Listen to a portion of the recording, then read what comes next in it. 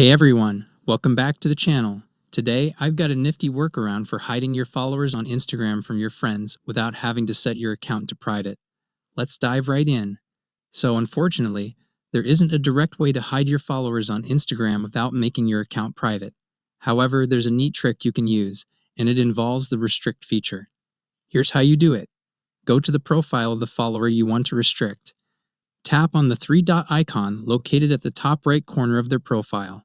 Select the Restrict option from the menu. By using the Restrict feature, the follower won't be able to see when you're online or when you've read their messages. Additionally, their comments on your posts will only be visible to them unless you approve them for everyone to see. And there you have it. That's how you can hide your followers on Instagram from your friends without setting your account to private. Pretty neat, right? Thanks for tuning in. If you found this tip helpful, don't forget to give this video a thumbs up and subscribe to the channel for more useful tricks. Until next time, happy Instagramming!